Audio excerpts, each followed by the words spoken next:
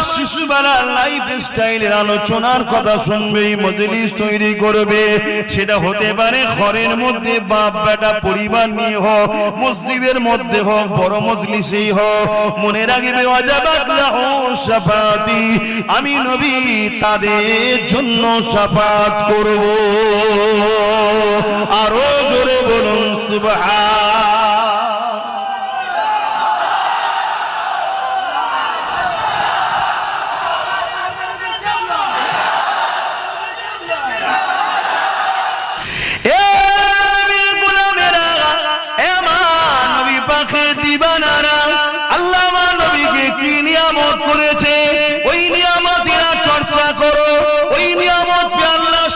আনন্দ করো।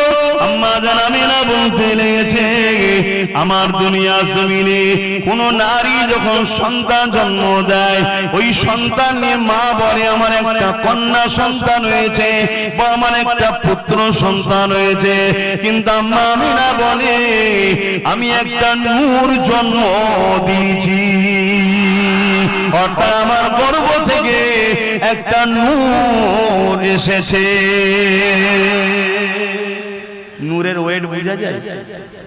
নূর মানে জ্যোতি, আলো, ওয়েট বোঝা যায়? তাহলে আমাদের মায়েরা কি বলেছে, আমি যখন হয়েছিলাম আমার মা বলেছে আমার পুত্র সন্তান হয়েছে। তারপর আমার বোন যখন হলো আমার মা বলেছে আমার কন্যা সন্তান হয়েছে। আপনাদেরও বলে, কিন্তু আম্মা আমেনা বলছেন আমার গর্ভ থেকে একটা নূর দুনিয়া এসেছে। জোরে বলুন সুবহানাল্লাহ।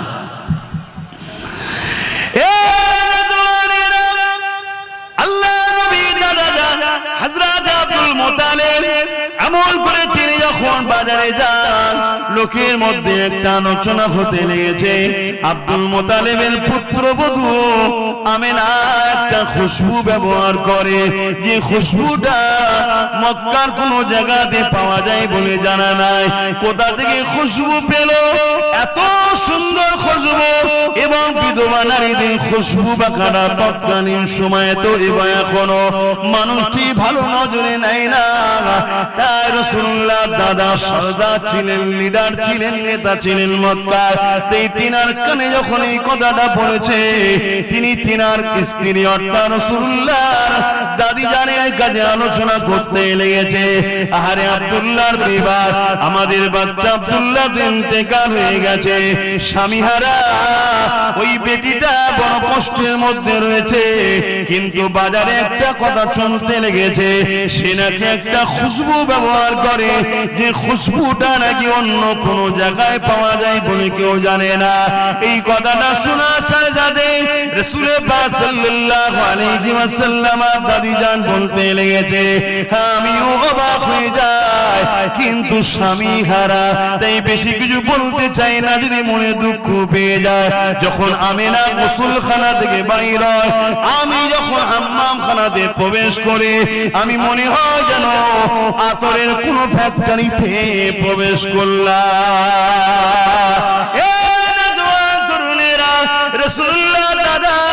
রাসূলুল্লাহ দাদি জানকে বললেন চলে তেনাকে ডাকা যাক, জিজ্ঞাসা করে কেন আমি একটা সরদার আলোচনা চতুর্দিকে হতে লেগেছে, একটু আলোচনা করা যায়।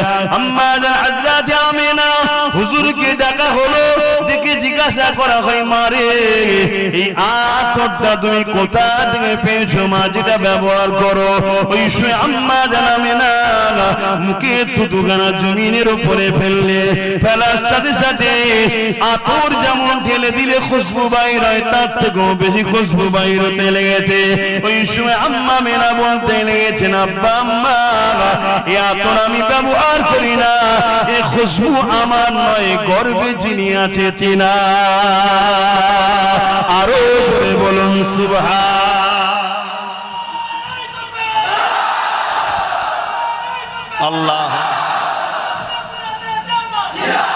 কিন্তু আপনারা বলুন, এই যে হুজুরের কথাগুলো শুনছেন, ছোটবেলার কথা, হুজুর পাক কেন আম্মা জান বলছেন আমার গর্ভে যে আছে সেই বাচ্চাটা হলো খুশবু, আমার নবী হলেন খুশবু। জোরে বলুন সুবহানাল্লাহ। এই কথাগুলো শুনে বুকে হাত দিয়ে বলুন, যারা আমার নবীর উম্মত, আমাদের খুশি হওয়া হচ্ছে না? হচ্ছে না? এটা স্বাভাবিক, স্বাভাবিক। আহা, কেউ যদি কারো একটা বাচ্চার একটু প্রশংসা করে, কারো একটা বাচ্চার প্রশংসা করে যে তোমার বাচ্চার চোখটা সুন্দর, তোমার বাচ্চার হাতটা সুন্দর, ওই বাপ মা খুশি হবে না? হবে না? কিন্তু বাপ মা কি বাচ্চাটাকে তৈরি করেছে? তারপরও খুশি হচ্ছে, ঠিক না বেটি?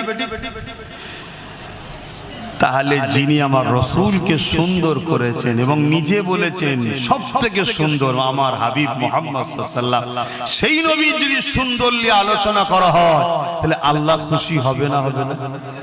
দেখুন তো, বুঝতে হবে।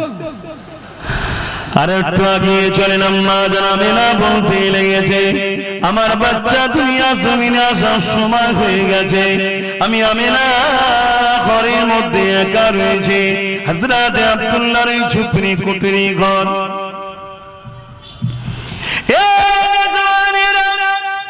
আম্মা জানাবেনা বলতে লেগেছে আমার মনের মধ্যে বাসনা হলো নারীদের সন্তান হবার সময় অন্য নারীদের সহযোগিতার প্রয়োজন হয়। আমি আমিনা একা রয়েছি, যদি অন্য কোন নারী সহযোগিতা পেতাম আমার জন্য বড় উপকার হতো।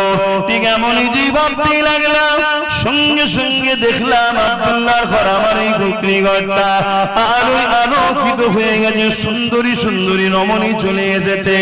আমি আমিনা জানতে চাইলাম আপনারা কারা, কোথা থেকে আসলেন? ওই নারীরা বলতে লাগলো আমিনা আল্লাহ দোস্ত আসবে মেহমানদারি আপনার খেদমত করার জন্য, আল্লাহ আমাদেরকে পাঠিয়েছে, আমরা হলাম জান্নাতের হুর। এই যে আলোচনাগুলো ছোটবেলার যেখানে হয় ওই মাহফিলকে কি বলা হয়? আবার একবার বলবেন তো, মনে থাকবে তো নাকি? তাহলে মিলাদুন নবী বা ঈদে মাউলুদুন নবী বা ঈদে মিলাদুন নবী শুনলে ঘাবড়ে যাবেন না, এগুলোকে মাথায় নেন যাতে স্মৃতিতে থাকে, তাই বারবার জিজ্ঞেস করছি। বিরক্ত হচ্ছেন নাকি?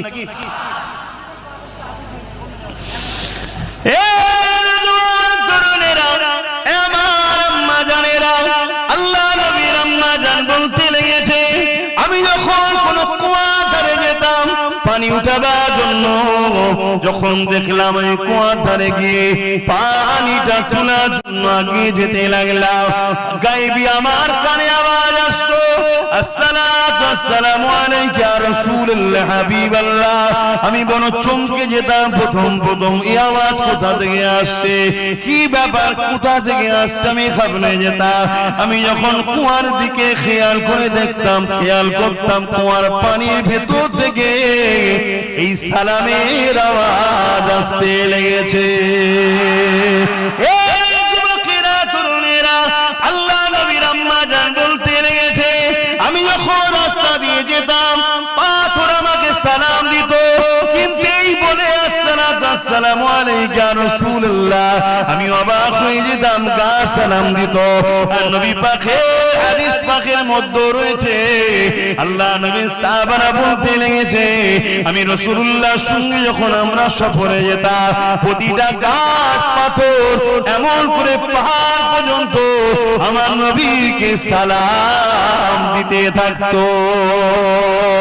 এই যুবকেরা, তরুণেরা, আম্মা জানাবেনা পানির কি করে তুলবে চিন্তা করতে লেগেছে।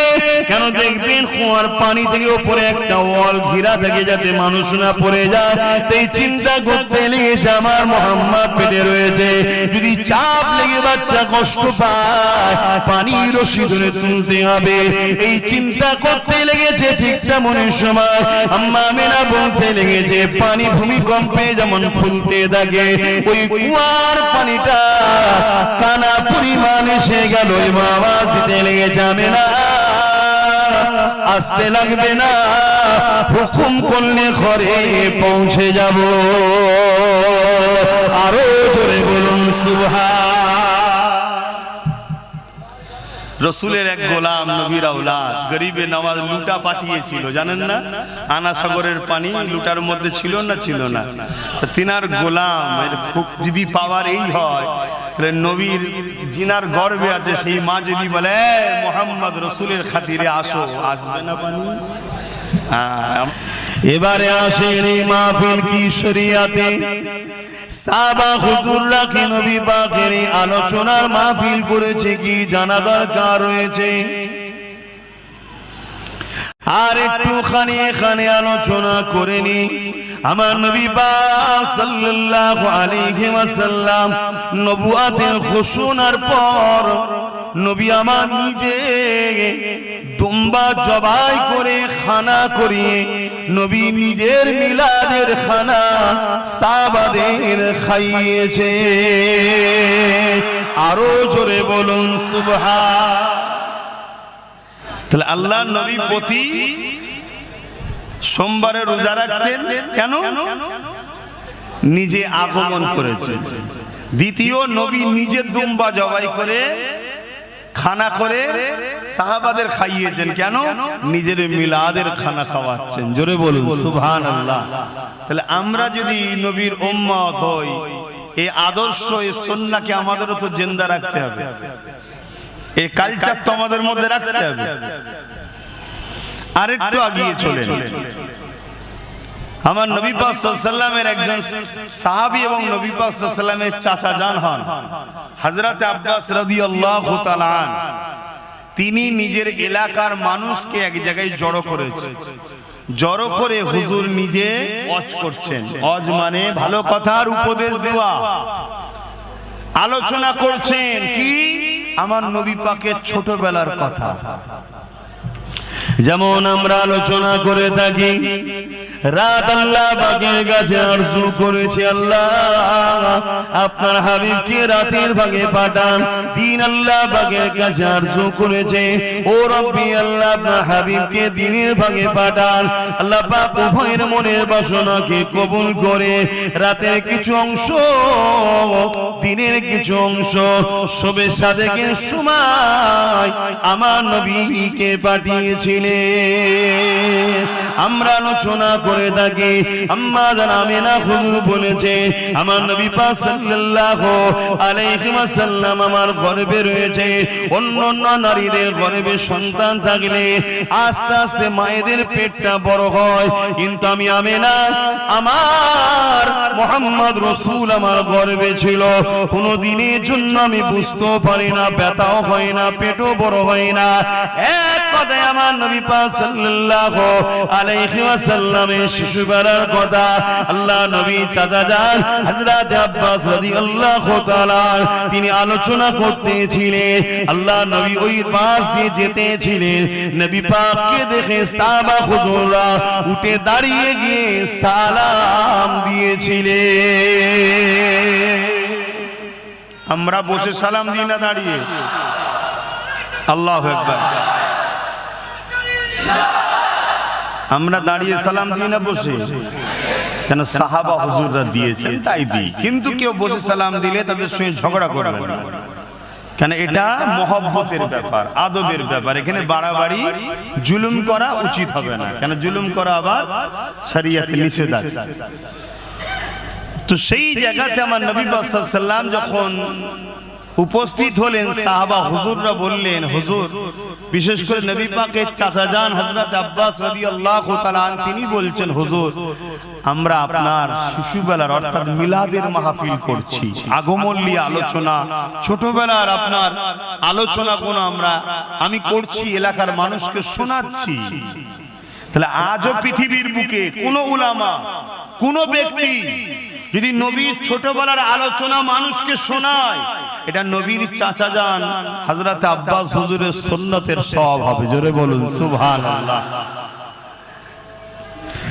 আল্লাহ নবী মাহফিলে আসার জন্য নবী পাকের চাচা যান আদেশ অনুরোধ করলেন, ইয়া রাসূলুল্লাহ হাবিবাল্লাহ, হুজুর আপনি আমাদের মাহফিলে একটু এসে হাজির দিন।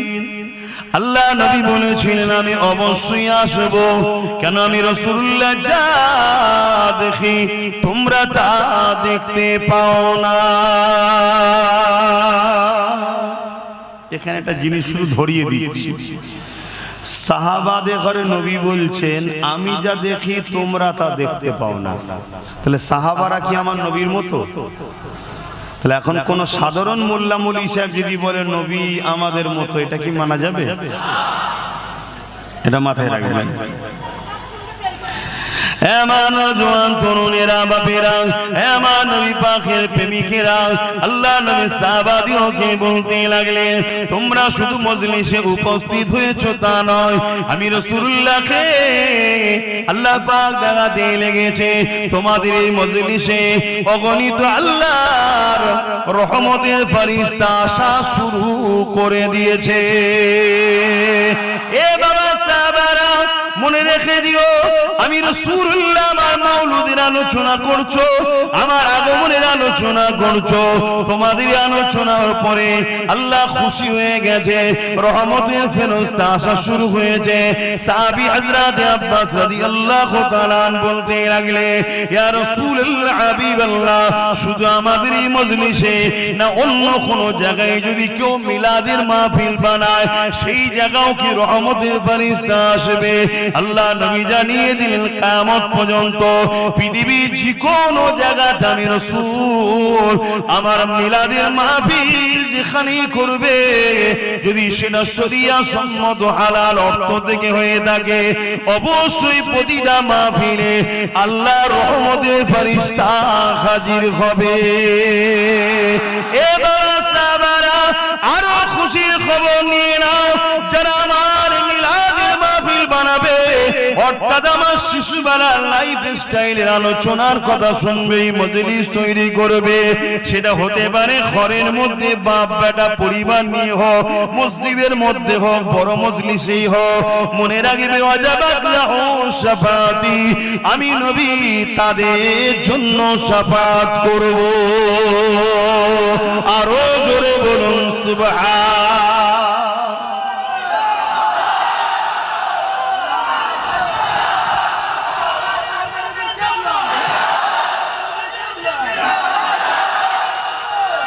আল্লাহু আকবার। জিনিসটাকে আমাদের বড় ছোট মনে হলো, কিন্তু এর গুরুত্ব অনেক বেশি। কেন? ব্যক্তিটাকে খুব ভালো করে বোঝেন। এখন কোন বাড়িতে, এই যে বাড়ি রবিউল আউয়াল গ্রামে বড় করে হয়, আলহামদুলিল্লাহ ভালো কথা, মসজিদে হয় ভালো কথা। আমার তো মনে হয় প্রতিটা বাড়িতে বাড়িওয়ালারা যদি চায় রহমতের ফেরেশতা আসুক আজকে আমার বাড়ি, প্রতিটা বাড়িতে বাড়িওয়ালা তার মাকে নিয়ে, বাপকে নিয়ে, ভাইকে নিয়ে, বোনেদের নিয়ে, পরিবার নিয়ে, বাচ্চা নিয়ে, অর্থাৎ ওই পরিবারে যতজন সদস্য আছে, যে যার ঘরের মধ্যে সুন্দর করে সাজিয়ে আতর গোলাপ ছড়িয়ে কিছু তাবারুক কিনে, সেটা মিষ্টি হতে পারে, যার যেটা পছন্দ, কি ওই দিন স্পেশাল করে একটা বিরিয়ানিও রান্না করলেন, খাবেন আপনি নিয়তের জন্য, তাবারুক হবে, নেকিও হবে। জোরে বলুন সুবহানাল্লাহ। হ্যাঁ, আমি যে কথাগুলো বলছি কিন্তু দায়িত্ব নিয়ে পাওয়ারের সাথে বলছি। ওই দু তিনজন মেহমানকে নিয়ে, মুরিদকে নিয়ে ঘরের মধ্যে ঢুকে কথা বলছি না, মাইকে কথা বলছি। কথা শুনছেন তো নাকি? হ্যাঁ, আমি বড় পাওয়ারের সাথে বলছি। খুব ভালো করে বোঝেন, যদি ধৈর্য থাকে তাহলে বুঝায়। তাহলে প্রতিটা বাড়িতে হওয়া দরকার। কিছু লাইট লাগালেন ওই দিনটা স্পেশাল করে, প্রতি বছরে বাচ্চা কোনো বড় হচ্ছে, আব্বা এই দিনটাই শুধু লাইট লাগাও, অন্য দিন লাগাও না কেন? বাপ বলে, বাবা এই দিনে আমাদের নবী এসেছিল। তাহলে বাচ্চা জানছে, বাচ্চাকে জানানো হচ্ছে। সেই ওল্ড মডেল নিয়ে চললে হবে, সবকিছুকে তোমাকে মাইন্ডে আনতে হবে। তোমার লক্ষ্য দেখা দরকার, যেমন করে হোক আমার বাচ্চার দিলে হুজুরের প্রেমটাকে ভরবো, এটা হচ্ছে আমার ডিউটি। আল্লাহ নবী বলেছেন, প্রত্যেকটা বাপ মাকে তিনটে শিক্ষা সন্তানকে দিতেই হবে, না কিয়ামত দিন ধরা পড়বে। নাম্বার 1 নবীর প্রেম ও আদব, নাম্বার 2 আহলে রাসূলদের প্রেম ও আদব, নাম্বার 3 কোরআনের শিক্ষা। এখন কারো মাথায় যদি ঢুকে যায় যে 3 নম্বরে কোরআন বললেন কেন? ভাই আমি বলার কে? আমার নবী বলেছে। নবীর থেকে যদি আপনি বেশি পণ্ডিত হন তাহলে সমালোচনা করুন, জবাব দিবার জায়গায় জবাব দেবেন। তাহলে নাম্বার 1 নবীর প্রেম ও আদব, এই শিক্ষা বাচ্চাদের অন্তরে বাপকে দিতেই হবে। তাহলে আপনি ঘরটাকে সাজালেন, কিছু ওই লাইট করলেন, কিছু চুমকি লাইট বেরিয়েছে লাগালেন, যে যার বাড়িতে করলেন, পুরো গ্রাম সেজে উঠলো, বাচ্চা বাচ্চা ছেলেরা ঘুরছে, কি ব্যাপার আজকে কি হয়েছে, প্রতি বছরে হচ্ছে, ওর ব্রেনে ঢুকছে এই দিনটা আমার হুজুরের আগমনের দিন, এই দিনটা আমার হুজুর এসেছিল, যার জন্য ইনসাফ পেয়েছি, যার জন্য ইনসানিয়ত পেয়েছি, যার জন্য আমি মানুষ হয়েছি, যার জন্য দুপায়ে পশু ছিল সেই পশুদের থেকে আমরা মানুষত্ব পেয়েছি, যার জন্য ইনসাফ হয়েছে, যার জন্য ন্যায় প্রতিষ্ঠিত হয়েছে, যার জন্য নিজের স্রষ্টা আল্লাহকে সিজদা করি, গায়রুল্লাহকে করিনি, যার জন্য আল্লাহ পেয়েছি, তিনি এই দিনে এসেছিলেন। জোরে বলুন সুবহানাল্লাহ। এই মেসেজ আমাদের নতুন প্রজন্ম বাচ্চাদের হৃদয়ে ঢুকানো দরকার আছে না? তো জলসা তো হবে, সারা বছর হচ্ছে, সারা বছর নবীর ছোটবেলার আলোচনা হবে, সিরাতুন নবী হবে, মেরাজুন নবী হবে, নূরুন নবী হবে, শাফাতুন নবী হবে, হায়াতুন, সব আলোচনায় হবে। আপনার বাড়িটাতে হচ্ছে কবে? আপনার বাড়িতে আপনি কবে করবেন? আপনার মুখে দাঁড়িয়ে নেই, প্যান্ট শার্ট পরেন, ওই দিনে আপনি মাথায় টুপিতে পায়জামা পাঞ্জাবি যা আছে আপনি পরে বসুন না, আপনার লেবাসটা খারাপ। কিন্তু এমন একটা হাস্তির আলোচনা শুরু করেছেন, হতে পারে আপনার বাড়ির মেসেজ ফারিস্তার মাধ্যমে যেতে যেতে যেতে যেতে একদিন নিগায়ে কারাম হবে, পর্দা উঠে যাবে, আপনি দিদার পাবেন, জান্নাতি হয়ে যাবেন। জোরে বলুন সুবহানাল্লাহ, আরো চিৎকার দিয়ে বলুন সুবহানাল্লাহ, সকলে বলুন নারে তাকবীর, হাত তুলে বলুন লব্বাইক, আপনারা বলুন ইয়া রাসূলুল্লাহ লব্বাইক লব্বাইক লব্বাইক। সরকার কি আমদ, সরকার কি আমদ, হুজুর কি আমদ, দাতা কি আমদ, পুরনূর কি আমদ, নারে দিবে। আল্লাহর রহমতের ফেরেশতাকে আমরা সাক্ষী দিচ্ছি। হাত তোলাটাকে আর কি মনে করবেন না, কাবা শরীফে একটা কোণ আছে, সেখানে হাত তুলে দেখাতে হয়, হাত তুলতে হয়, এটা ইশারা করতে হয়, ফারিস্তা আছে, আমি হাজির হয়েছি, সাক্ষী দেখো। আমি আর কি করছি না আপনাদের কাছে বসে। আপনার হালকা বয়সের ছেলে, জীবনে প্রচুর ভুল করেছি আমরা, সবাই ভুল করেছি, আপনাদের সবার থেকে বেশি পাবি আমি, কিন্তু কোনোদিনের জন্য আমি ভাবিনি জাহান্নামে যাব, আমি জানি জান্নাতে যাব ইনশাআল্লাহ। কেন? একটাই কারণে, আমি আল্লাহর বন্ধুর উম্মত। আমি যদি জান্নাত না যাই, নবীর উম্মত হয়ে যদি জান্নাতে না যেতে পারে, যাবে না। কিন্তু তুমি নবীর উম্মত দাবি করে নবীর মিলাদের বিরোধী করলে, তাহলে কেমন উম্মত? কথা বুঝছেন তো নাকি? আমি আবার বলছি, মিলাদ বাংলাতে কি বলে? জন্ম, তাই তো নাকি? আল্লাহর জন্ম হয়েছে, জোরে বলে। তাহলে মিলাদ তো করে আমরা প্রমাণ করে দিচ্ছি যে নবীর মিলাদ করে আমরা প্রমাণ করছি নবী আল্লাহ নয়। আল্লাহ যদি হতো মিলাদ হতো না, কেন? আল্লাহ তো জন্ম নাই। নবীর মিলাদ করে শিরকের জড়কে কেটে দিয়ে প্রমাণ করছি নবী হলো আল্লাহর বান্দা। জোরে বলুন সুবহানাল্লাহ। আল্লাহ তো লাম ইয়ালিদ ওয়া লাম ইউলাদ, না उससे कोई पैदा हुई है ना किसी से मेरे रब पैदा है। আমার আল্লাহর কোনো শুরুও নাই, শেষও নাই। জোরে বলুন সুবহানাল্লাহ। তাহলে এই মিলাদ প্রতিটা বাড়িতে হবে তো নাকি? ছোট করলে 5 জন আছে, 5 জনের মধ্যে বিরিয়ানি রান্না করেন, ঘরেতে আনন্দ করে খান রে বাবা, সববারই খান, কুটুম এলে খান, সব বেলায় ভালো মন্দ হয়। তো হুজুরের আগমনের দিনে করবেন না কেন? কিন্তু শুকরিয়া আদায় করা দরকার যে মালিক তুমি আমাকে, আপনি আমাকে এমন একটা নবীর উম্মত করেছো যে নবীর উম্মত হওয়ার জন্য ইব্রাহিম খলিল থেকে শুরু করে, মুসা নবী থেকে শুরু করে, ঈসা নবী থেকে শুরু করে সবাই বলতো আল্লাহ আমাকে নবী করেছে, শুকর আলহামদুলিল্লাহ। তবে নবী না করে যদি মুহাম্মদ রাসূলের উম্মত করতেন আরো খুশি হতাম। জোরে বলুন সুবহানাল্লাহ। সেই নবীর উম্মত করেছে। আর শরিয়াতে কোনো নিষেধ নাই, তবে মনে রাখবেন আল্লাহ নবীজি কোনো হারাম করার দিয়ে দিয়েছে, ওই হারাম যুক্ত কোনো কাজ যেন জড়িয়ে না যায়। হারাম খাদ্য খেয়ে আনন্দ করাকে শরিয়াতে ইজাজত দেয় না, হারাম জিনিসকে মিলাওয়াট করে দিয়ে শরিয়াতে ইজাজত দেয় না।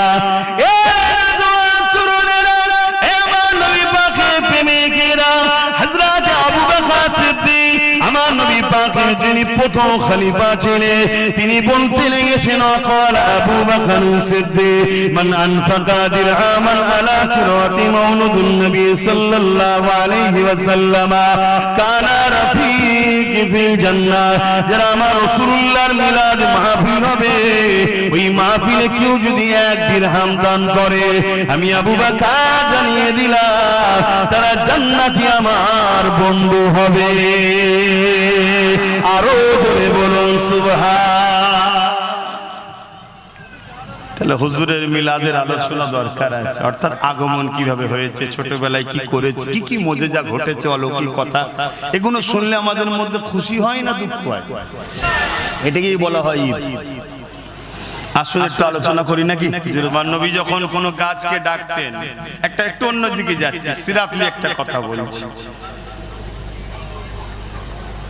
এক সময় এক গায়ের মুসলমান অমুসলিম আমার নবী সাল্লামকে পরীক্ষা নিতে এসেছে। শুনছেন তো সবাই? আল্লাহ নবী বললেন ওই যে দূরের গাছটা দেখছো ওই গাছটাকে যে বলো মুহাম্মদ সাল্লাল্লাহু আলাইহি ওয়াসাল্লাম তোমায় ডাকছে। তো ও গিয়ে বলছে মুহাম্মদ সাল্লাল্লাহু আলাইহি ওয়াসাল্লাম তোমাকে ডাকছে। লোকটা অবাক হয়ে দেখতে লেগেছে, জমিন ফেটে গেল, মানে ফাটতে ফাটতে যেমন মানুষ খুঁড়ে খুঁড়ে চওড়া করে না ওভাবে জড় সমেত শেকড় সমেত এভাবে জমিন চিরে চিরে চিরে চিরে এই গাছটা আমার নবীর কদমে এসে সালাম দিতে লেগেছে। জোরে বলুন সুবহানাল্লাহ। খুব ভালো করে কথাটা শুনবেন।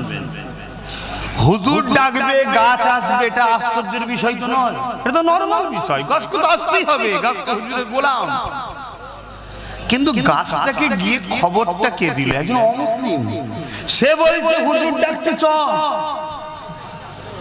যদি তার কথা তো গাছটা চলে আসতে পারে, হুজুরের কথায় হুজুরের আম্মা যদি বলতো আয়, আসতো না? এগুলো আমাদেরকে বুঝতে হবে, এগুলো আমাদের মধ্যে ঢুকাতে হবে। কি গো, অসুবিধা হচ্ছে নাকি? আর না মনে হচ্ছে যে ঠিক আছে সবই বুঝলাম, এগুলো শুনে কি করব? দুটো নামাজের কথা বললে হয়। যাদের দিলে হুজুরের এই আদব ভালোবাসা মহব্বতের আলোচনা শোনার ধৈর্য নেই, তারা নামাজ পড়েই কি করবে? তারা নামাজটা পড়েই কি করবে? মাত্র মাথায় ঢুকছে না। কথাটা কি খারাপ হয়ে গেল নাকি?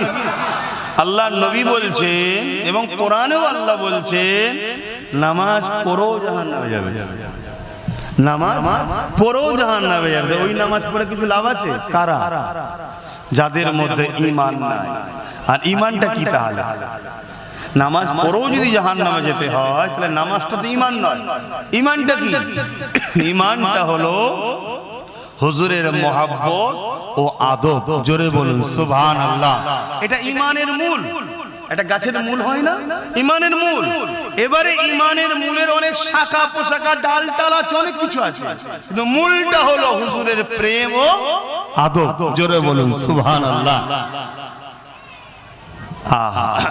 এগুলো বোঝেন কেন? আজ আমাদের মধ্যে সবই আছে। মসজিদ বেড়েছে না কমেছে? টুপি বিক্রি বেড়েছে না কমেছে? বোরখা বিক্রি বেড়েছে না কমেছে? মাদ্রাসা বেড়েছে না কমেছে? সবই তো বেড়েছে, তাও মার খাচ্ছি কেন? মূল জায়গাতে ভাটা পড়ে গেছে। আমাদের প্রেমে কিন্তু ঘাটতি হয়েছে। কই বেলাল হুজুর? কই সিদ্দিক আকবরের মতো প্রেমিক? কই উসমান গানির মতো প্রেমিক? কই মাওলা আলী শেরে খোদার মতো প্রেমিক? কই বলুন। আরে খুব ঠান্ডা মাথায় শোনো যুবক, বাপ মা ভাই বোন, নামাজের আলোচনা দরকার, রোজার আলোচনা দরকার, হজের আলোচনা দরকার, দান খায়রাত আলোচনা, শরীয়তের সব আলোচনাই দরকার। কিন্তু সব আলোচনাটা 30%, হুজুরের আলোচনা 70% করতে হবে। কারণ এটা হলো মূল। এটা থাকলে ওইটা যদি অল্প হয় অল্পতেও পার হওয়া যাবে। জোরে বলুন সুবহানাল্লাহ। আর এটা নেই, ওটা যদি 100%ও থাকে ও জাহান্নামে ঢুকবে আর বেরোবে না। আমি আরেকটু যদি আপনাদেরকে বলি, কেউ যদি আল্লাহর কাবায় তওয়াফ করতে গিয়ে কাবার হাজারে আসদে চুমু দিয়ে মুখ ঘষে, কাবার গিলাফ ধরে কেঁদে, এবং হাতিমের মধ্যে যেটা কাবারি অংশ দেয়াল দিয়ে ঘিরা আছে না যাওয়া হলো ক্যালেন্ডারের ছবি দেখেছেন তো, ওর মধ্যে সেজদায় পড়ে গিয়েও যদি মারা যায় আর তার দিলে যদি নবীর প্রেম আদর না থাকে, ও জাহান্নামে ঢুকবে, জীবনে বেরোবে না। আমি চ্যালেঞ্জের সাথে বলছি, আল্লাহর কোরআন এটা, দিন এটা, কথা শুনছেন তো? আর অপর দিকে আরেকজন দুনিয়াবি জিন্দেগিতে ভুল ভ্রান্তি করে ফেলেছে, অন্যায় করে ফেলেছে, শরিয়াতের কাজগুলোকে ঠিকভাবে পূর্ণাঙ্গভাবে পালন করার চেষ্টা করা হয়তো করতেও পারেনি, খুঁত অনেক আছে, ধরলে একবারও পার হওয়ার লাইন নেই। কিন্তু হুজুরের কথা কোনো জায়গায় যদি হয়, রাস্তায় যাচ্ছে, অপরিচিত জায়গায় কেউ বলছে ইয়া রাসূলুল্লাহ বলে দাঁড়িয়ে সালাম দিচ্ছে, ও হাজারো ব্যস্ত থাকার পরেও দাঁড়িয়ে গেছে, হুজুরকে সালাম দিয়ে যায়। এ দরদ, মহব্বত, চাহাত, প্রেম যাদের দিলে আছে, এই প্রেমের মাধ্যমে আল্লাহকে দুনিয়াতেও চাইলে পরিবর্তন করে দিতে পারে, আর যদি নাও হয় পরকালে নবীর শাফাআত পেয়ে ও জান্নাতের হকদার হবে। জোরে বলুন সুবহানাল্লাহ। হুজুর ছাড়া কোনো গতি নাই, ব্রেনে ঢুকিয়ে নাও, দিলে গেঁথে নাও। আর আজকে পুরো পৃথিবী জুড়ে একটাই ষড়যন্ত্র চলছে, আমার নবীর থেকে আমাদেরকে সরাবা। সে বক্তা সেজে, হুজুর সেজে, পীর সেজে, মুফতি সেজে, মৌলানা সেজে, হাজারো রকম সেজেছে। নামাজের বেলায় সুম্মা আলহামদুলিল্লাহ, রোজার বেলায় আলহামদুলিল্লাহ, হজের বেলায় আলহামদুলিল্লাহ, দাঁড়ির বেলায় আলহামদুলিল্লাহ, মেশকের বেলায় আলহামদুলিল্লাহ, দস্তখান বিছে খাওয়াতে আলহামদুলিল্লাহ, তাহাজ্জুদে আলহামদুলিল্লাহ, প্রতি বছর হজ করব আলহামদুলিল্লাহ, সব জায়গাতে পাওয়া যাচ্ছে। কিন্তু নবীর আদব, নবীর প্রেম, নবীকে যে উম্মতকে দেবে, এদের দিলে যে নবী ঢুকাবে, এদের সঙ্গে যে নবীর সম্পর্কটা দূরত্ব হয়েছে, জুড়বে, এই আলোচনা করতে চাইছে না। আরে সামান্য দুনিয়ায় যদি একটা কোন দলের লোককে নিয়ে আসেন, কোন দল, যে কোন দল হোক, সেই দলের লোক এসে দাঁড়িয়ে কি বলে? তার নেতার কথাই বলে তো নাকি? কথা বলে, আমার নেতা এই করেছে, আমার নেতা এই করেছে, আমার নেতা এই ছিল, আমার নেতা ওই ছিল, বলে না? বলে না কেন? যাতে সামনেওয়ালা সবাই আমার নেতার সঙ্গে জুড়ে যায়। তাহলে তুমি মোল্লা, তুমি মৌলী সাহেব, তুমি পীর সাহেব, তুমি পীরজাদা সাহেব, তোমার নেতাটা কে? যদি বলে আমার নেতা মুহাম্মদ রাসূল সাল্লাল্লাহু আলাইহি ওয়াসাল্লাম, তাহলে তোমারও তো উচিত সামনে যাকে পাবে তার সামনে তোমার নবীর আজমত শোনাও, তোমার নবীর শান শোনাও, তোমার নবীর মাকাম শোনাও, তোমার নবীকে আল্লাহ কত শান ওয়ালা করেছে বারবার বলো, তাহলে সামনে ওয়ালাগুলো তোমার নবীর প্রেমে পড়ে যাবে। জোরে বলুন সুবহানাল্লাহ। কি দরকার আছে? একটু ভাবতে হবে।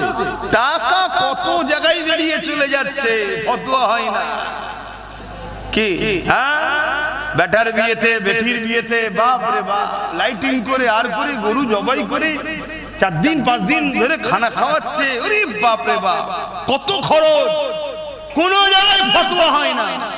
শুধু ফতোয়া হুজুরের আগমনের আলোচনাতে হয় না।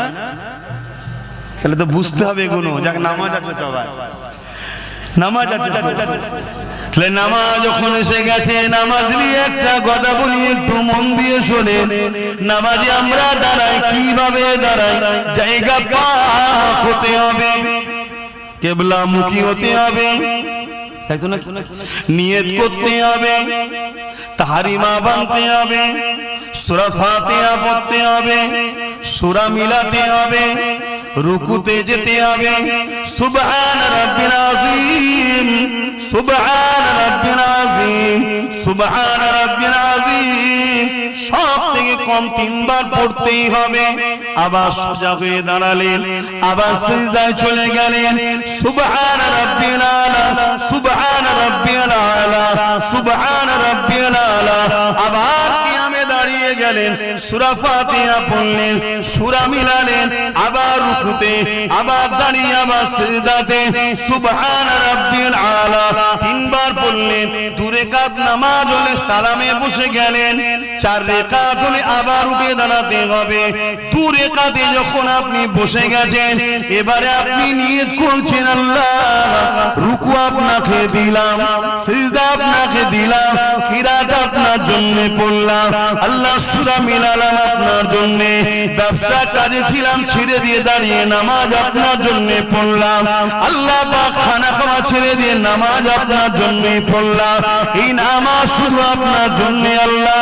বৈঠকে বসে আছেন, সালাম ফিরবে, এই যুবকেরা কবুল হবে কি হবে না জানি না। তাই তো নাকি? হ্যাঁ কি না, খিদে পেয়ে গেছে। আল্লাহ আওয়াজ দিয়ে দিলেন, বান্দারে, ওরে আমার বান্দি রে, তুই কি চাস আমাকে যে রুকু দিলি, আমাকে যে আল্লাহ জানিয়েছে, আল্লাহ কোরআনে জানিয়ে দিয়েছেন এই এই এই এই কাজ যারা করবে জান্নাতি, এই এই এই কাজ করবে যারা জাহান্নামী। আবার এটাও জানিয়েছে জাহান্নামীদের কোয়ালিটি আছে, জান্নাতীদেরও কোয়ালিটি আছে। আল্লাহ জানিয়েছে না জানাই নেই, আমরা জানি। তো ভাইরা আমার রসুল পাক সাল্লাল্লাহু আলাইহি সাল্লামকে আল্লাহ আমাদের কাছে পাঠিয়ে আমাদেরকে বড় ধন্য করেছে। আল্লাহ কোরআনে তাই বলছে, লাকাদ মান্নাল্লাহু আলাল মুমিনিনা ইজ বাআসা ফীহিম রাসূলা। আমি আমার হাবিবকে পাঠিয়ে মোমেন বান্দা বান্দির ওপরে, নরনারী মোমেন মোমেনাদের ওপরে আমি আল্লাহ বড় এহসান দয়া করেছি। জোরে বলুন সুবহানাল্লাহ। তাই দয়া পেয়ে শুকরিয়া আদায় করতে হয়, দয়া পেয়ে দয়ার আলোচনা, আল্লাহ নিয়ামতের চর্চা আলোচনা করতে হয়। কোরআনে আল্লাহ বলেছেন, ওয়া আম্মা বিনিআমাতি রব্বিকা ফাহাদ্দিস। আসুন, আমার নবী পাক সাল্লাল্লাহু আলাইহি সাল্লাম দুনিয়ায় আসবেন। হযরতে আব্দুল্লাহ হুজুরের পেছিনাতে আমার নবী পাক রয়েছেন। হযরতে আব্দুল্লাহ হুজুর রাস্তাতে যায়, আর যেখানেই যায়, যে কোনো এলাকায় ব্যবসার জন্য যায়, বড় বড় সম্ভ্রান্ত অর্থশালী প্রভাবশালী ঘরের লোকেরা হযরতে আব্দুল্লাহকে বলে, আব্দুল্লাহ তোমাকে একটা প্রস্তাব দেবো। কি প্রস্তাব? না, আমার একমাত্র কন্যা আছে, তুমি আমার কন্যার সঙ্গে নেকা করো, বিবাহ করো। হযরতে আব্দুল্লাহ হুজুর নবী পাকের আব্বাজান বলেন, এর জন্য আমার গার্জেন আছে। তো একদিন হযরতে আব্দুল্লাহ হুজুর মক্কার রাস্তাতে ঘুরছে। মক্কা তো ছিল পৃথিবীর সেন্টার অনেক আগে থেকেই, বাইরে বাইরের দেশের মানুষ আছে। এক নারী হযরতে আব্দুল্লাহ হুজুরকে দেখেছে, দেখার সাথে সাথে দাঁড় করিয়ে বলছে, আব্দুল্লাহ আমি ডাইরেক্ট তোমাকে প্রস্তাব দিচ্ছি, আমি তোমার সঙ্গে নেকা করতে চাই। হযরতে আব্দুল্লাহ হুজুর বললেন, এর জন্য আমার গার্জেন আছে। বলুন সুবহানাল্লাহ। আল্লাহর হুকুম, হযরতে আম্মা জান আমেনা হুজুরের সঙ্গে হযরতে আব্দুল্লাহ হুজুরের বিবাহ হয়ে গেল। প্রথম রাত, যেটাকে বাসর রাত বলা হয়, আনন্দের রাত, ঈদের রাত, খুশির রাত। ওই রাত হযরতে আব্দুল্লাহ হুজুর আম্মা আমেনা হুজুর দুজনে এক সংসার শুরু করলেন। পরের দিনে ওই নারীর সঙ্গে আবার দেখা হয়েছে হযরত আব্দুল্লাহ হুজুরের সাথে। দেখা হওয়ার পরে ওই নারী হযরতে আব্দুল্লাহর দিকে তাকিয়ে মুখ ঘুরিয়ে চলে যাচ্ছে। হযরতে আব্দুল্লাহ হুজুর বলছে, কি গো, গত কয়েকদিন আগে বললে আমায় বিবাহ করব, আর আজকে তুমি আমার দিকে তাকিয়ে কিছু কথা না বলেই ঘুরে চলে যাচ্ছ, কি ব্যাপার? বলছে, আব্দুল্লাহ তোমার কি বিয়ে হয়ে গেছে? বলছে, হ্যাঁ। কার সাথে? আমেনার সাথে। ওই মহিলা আওয়াজ দিয়ে বলছে, আব্দুল্লাহ আমেনা পৃথিবীর শ্রেষ্ঠ নারী। জোরে বলুন সুবহানাল্লাহ। কেন? আমি তোমাকে বিয়ে করতে চেয়েছিলাম অন্য কারণে। কেন? তোমার কপাল মুবারকে পেছিনাতে নূরে মোহাম্মদ রসুলের নূরের চমক দেখেছিলাম। আমি চেয়েছিলাম তোমায় নেকা করলে দোনো জাহানের সুলতানের মা হতে পারবো, তাই জোরে বলুন সুবহানাল্লাহ। কিন্তু তোমার তো সেটা আমেনা নিয়ে নিয়েছে। আমেনার সেই সৌভাগ্য হয়ে গেছে, ওই যে সংসার করেছো তোমার পেসিনা থেকে নূরে মোহাম্মদ আমেনার রেহেম মোবারকে চলে গেছে, জোরে বলুন সুবহানাল্লাহ। আমি জাতা ঘরের মেয়ে নয় আব্দুল্লাহ, পৃথিবী বিখ্যাত ধনী ঘরের মেয়ে। আমি তোমাকে এমনি এমনি বিয়ে করতে চাই না, আমি নূরে মোহাম্মদ রসুলের মা হতে চেয়েছিলাম।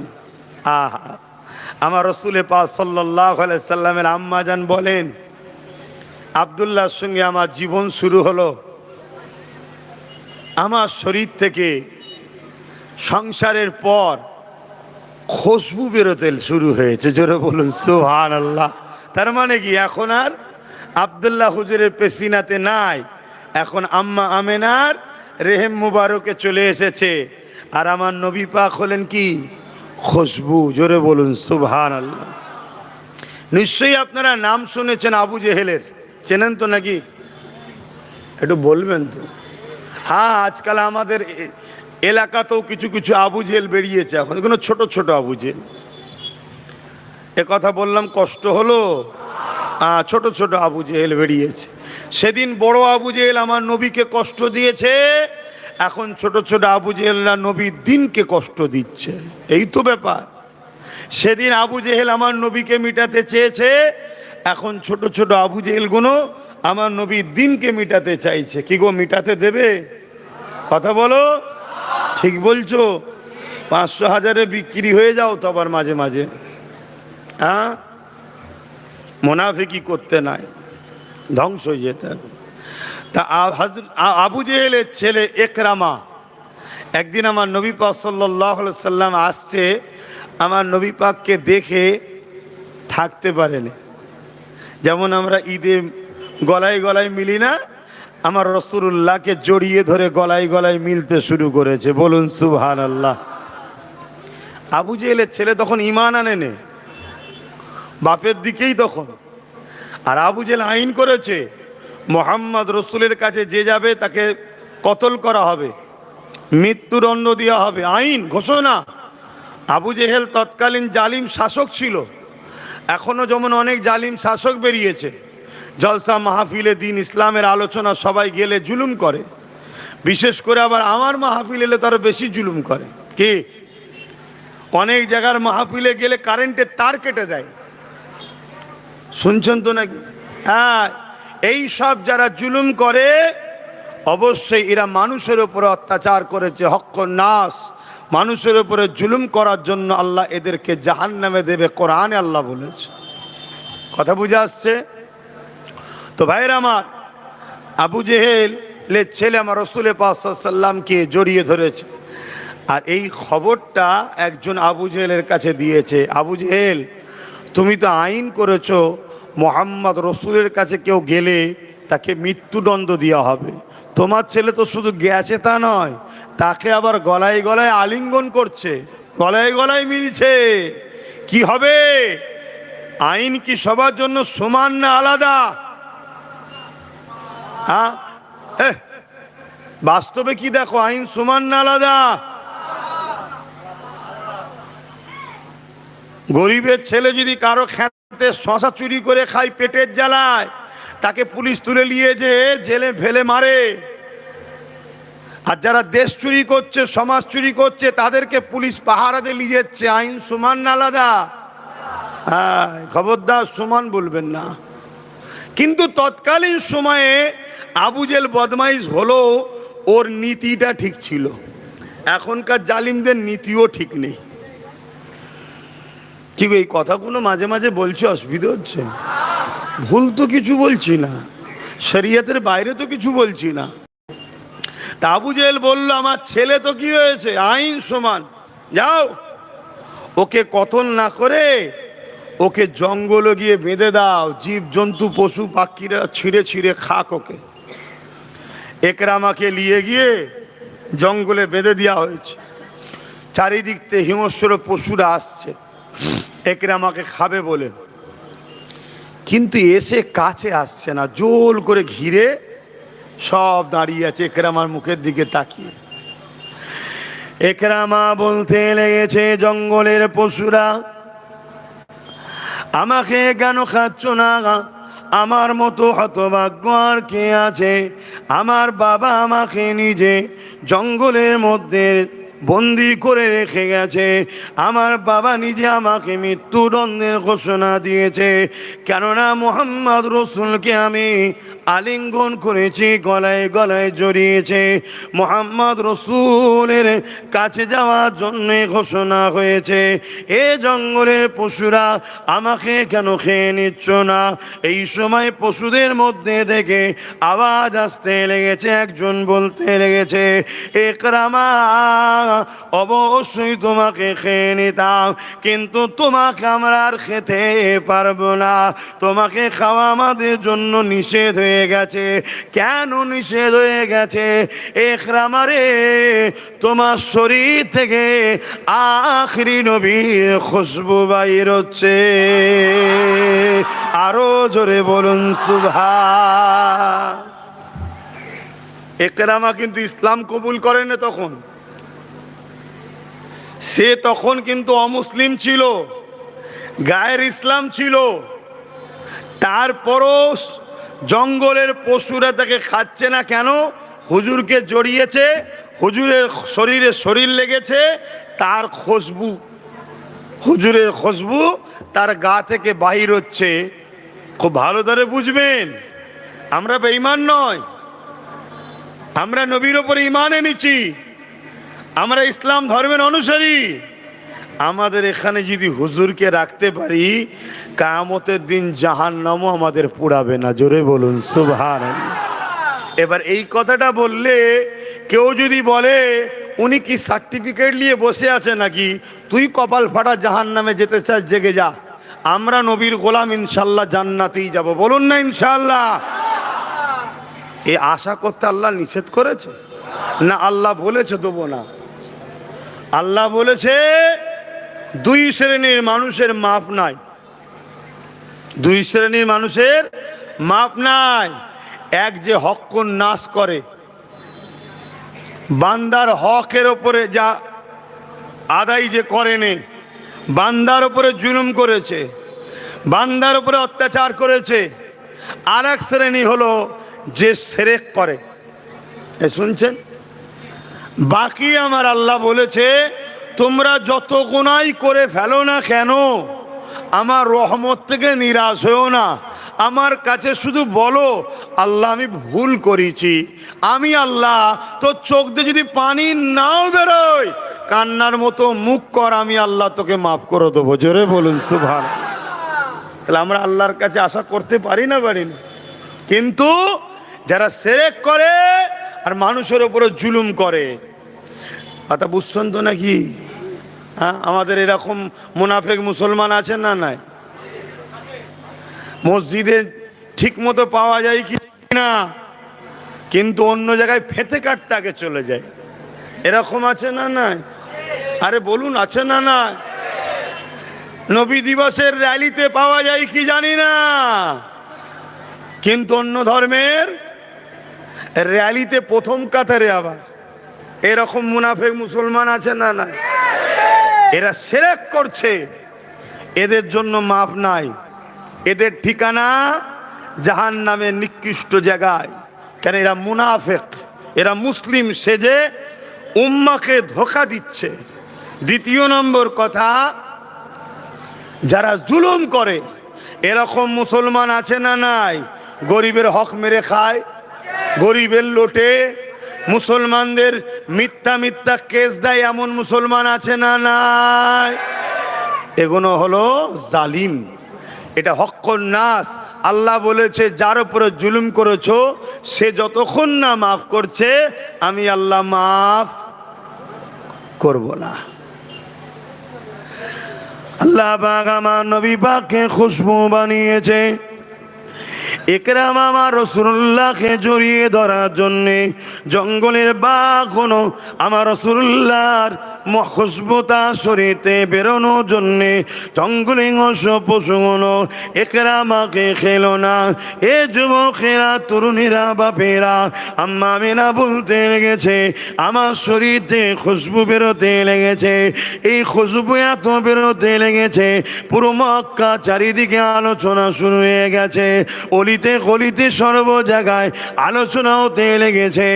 আমিনা এ আতর মাখে তো মাখে, কোথা থেকে আতর পায়, এ খুশবু কোথা থেকে পায়, এ খুশবু তো মক্কার কোনো জায়গায় পায় না। এই আলোচনার গুঞ্জন রাসূলুল্লাহ দাদা যান হযরত আব্দুল মুত্তালিব হুজুরের কানে চলে গেছে। হযরত আব্দুল মুত্তালিব তিনার পরিবারকে জিজ্ঞাসা করছে, অর্থাৎ রাসূলুল্লাহ দাদিজানকে জিজ্ঞাসা করছে যে আমাদের পুত্রবধূ আমিনা আতর কোথা থেকে পায়, যার খুশবুর চর্চা পুরো মক্কার জমিনে হতে লেগেছে, কি ব্যাপার, কোথা থেকে পায়? রাসূলুল্লাহ দাদিজান বলতে লেগেছে, হ্যাঁ আমিও আপনাকে বলবো মনে করে, আমি যখন কোন সময়ে আমিনা গোসলখানা থেকে বাহির হয় আর আমি যখন তারপরে ঢুকি, আমি অবাক হয়ে যাই, যেন মনে হয় কোনো আতরের গোডাউনে ঢুকে গেছি।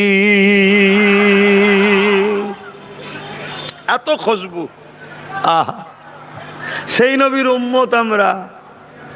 নিজেকে চেনো। সামান্য দুনিয়া স্বার্থে ইসলামের দুশ্মনদের সঙ্গে উঠা বসা করে নিজের আখেরাত নষ্ট করো না। শুনছেন তো? হিন্দু হোক, খ্রিস্টান হোক, আদিবাসী হোক, সাঁওতাল হোক, বাগদি হোক, দুলে হোক, মুচি হোক, আরো কত ধর্মের মানুষ আছে, সবার সঙ্গে মেশো। ইসলামের নিষেধ নাই। সবাই মানুষ, সবাই মানুষ, ভাই ভাই মিলে মিশে থাকো। সবাই বাপ আদম মা হওয়ার ছেলে। শুনছো তো নাকি? কিন্তু ততক্ষণ পর্যন্ত মিশতে পারবে, ততক্ষণ পর্যন্ত কারবার করতে পারবে, ততক্ষণ পর্যন্ত লেনদেন করতে পারবে, ততক্ষণ পর্যন্ত বন্ধুত্ব সহযোগিতা একে অপরকে করতে পারবে, যতক্ষণ পর্যন্ত না সে তোমার দ্বীনের বিরোধী কিছু কথা বলবে, দ্বীনের বিরোধী কোনো ষড়যন্ত্র করবে। মানুষ হিসাবে মানুষের সঙ্গে মিশা ইসলামের নিষেধ, জোরে বলো, নাই। কিন্তু যেই তোমার দ্বীনের বিরুদ্ধে আগুন তুলবে, সে অমুসলিম হোক আর মুসলিম সুরাতে মুনাফিক হোক, আর তার সাথে সম্পর্ক কোনোভাবেই রাখা যাবে না। তবে এতটুকু বলবো, আমার নবীর কথা, আমার কথাকে যারা ব্যঙ্গ করবে, ক্রিটিসাইজ করবেন, তারা আমার সঙ্গে বিরোধী করছেন না, তারা আল্লাহ রসুলের সঙ্গে বিরোধী করছেন। কেন? মুখ তো আমার, কথা তো আল্লাহ রসুলের। কথা শুনছেন না শোনেন নে? হ্যাঁ, আমি যা বলেছি, যা বলছি, আগামী তো আল্লাহ যেন সেইভাবেই বলায় যেটা কোরআন সুন্নাতে আছে। বাইরে কোনো কথা বলার আগে আল্লাহ যেন আমার জবানকে বন্ধ করে দেয়। বলুন আল্লাহুম্মা আমিন। কথা বুঝে আসছে? অনেকে বোঝে না, সমালোচনা করে। আমি সতর্ক করছি, তুমি বেঈমান হয়ে যাবে। কেন? মুখ আমার, কথা আমার নয়। কথা কার? আমার রসুলের।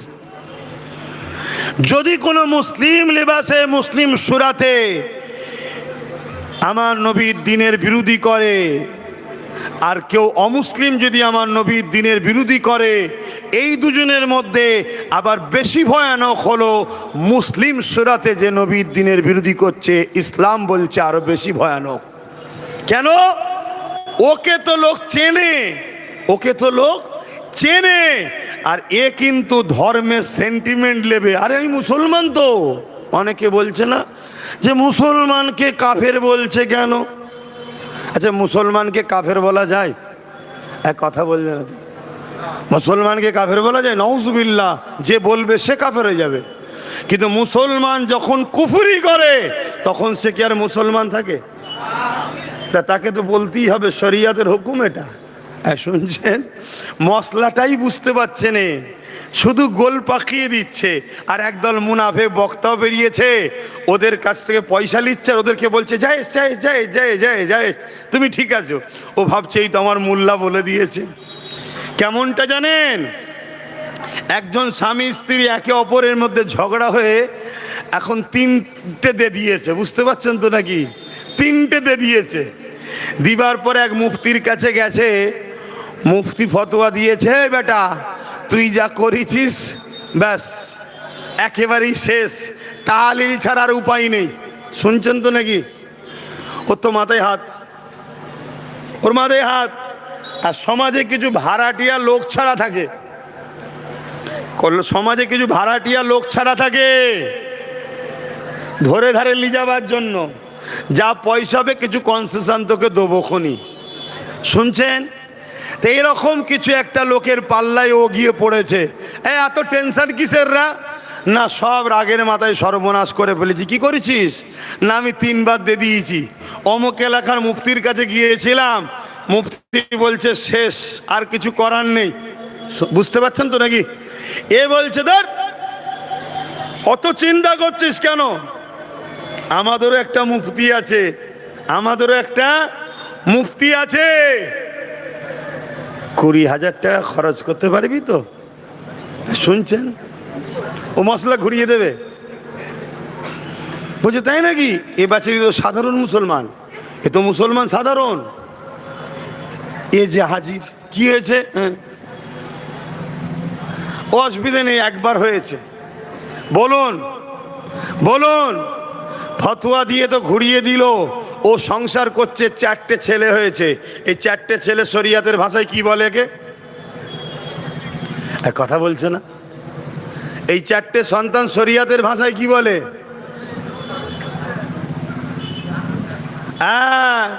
এখন বলুন, এই সন্তান আবার যদি বড় হলে নেতা হয়, এর দ্বারা মসজিদ মাদ্রাসা ইসলাম বাঁচবে?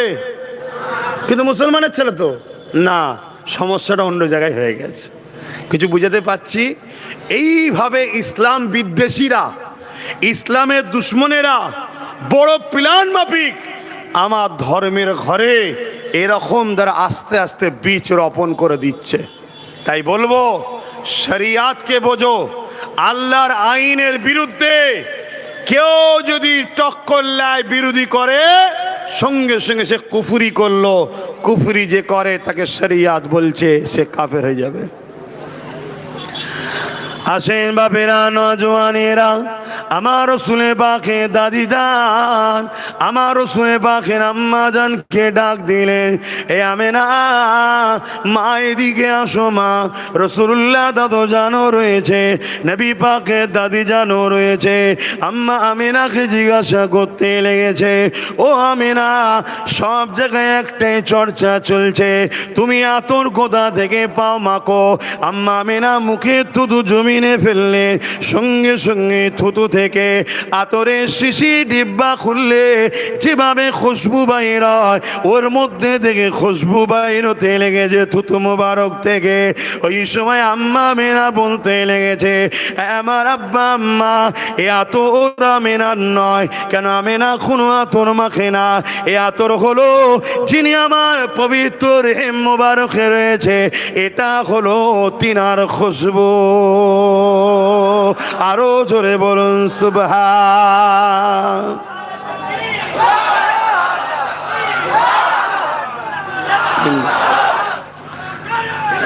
হ্যাঁ আমার যুবক ভাইরা, সেই নবী পাককে মোহাব্বত করো, ভালোবাসো, পিয়ার করো। তিনি আমাদের নেতা, আমাদের গর্ব হওয়া দরকার। হ্যাঁ, এই খুশবুওয়ালা নবী ছেড়ে দিয়ে দুর্গন্ধওয়ালাদের পিছনে ছুটছো, বোকা কোথাকারে। হ্যাঁ, তোমার নবীর আখলাক, চরিত্র, আদর্শ তোমাদের জন্য মডেল।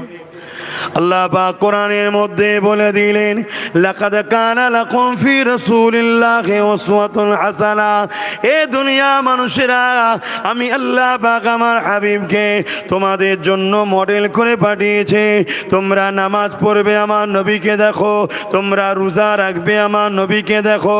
তোমরা হজ করবে, আমার নবীকে দেখো। তোমরা দান খয়রাত করবে, আমার নবীকে দেখো। তোমরা জিন্দেগি সংসার জীবন করবে, আমার নবীকে দেখো। এক কথায় জীবনের প্রতিটা মুহূর্তে নবী হলেন আমাদের মডেল। এ মুসলমান ঘরে ছেলে মেয়েরা শুনে রেখে দাও, এমনকি ধর্মনীতি আমার নবীকে দেখে অনুসরণ করো, সমাজনীতি আমার নবী পাক হলেন মডেল, পরিবার নীতি আমার নবী পাক হলেন মডেল, রাজনীতি আমার নবী পাক হলেন মডেল, রাষ্ট্রনীতি আমার নবী পাক হলেন মডেল। তোমার জিন্দেগিতে অন্য কাউকে অনুসরণ করা যাবে না, অন্য কাউকে ইত্তেবা করা যাবে না। তুমি পৃথিবীর যেখানেই থাকো না কেন, তোমার জন্য আল্লাহ একমাত্র মডেল করেছে মুহাম্মদ রাসূলুল্লাহকে। সেই নবীকে অনুসরণ করো, সেই নবী পাক সাল্লাল্লাহু আলাইহি সাল্লামকে পিয়ার করো, ভালোবাসো। আখরি জামানা ফিতনা ভরা পৃথিবী। আল্লাহ রসুল বলছে যেমন পানি হলে বাড়ির ছাদে বা বাড়ির ওপরে টালিতে খোলাতে যাই বলেন, যেভাবে পানি পড়ে আখরি জামানায় মানুষ ওইভাবে ফিতনার মধ্যে জড়িয়ে যাবে। ফিতনা তার বাড়িতে তার উপরে এইভাবে আসবে। এটা খুব কঠিন সময়।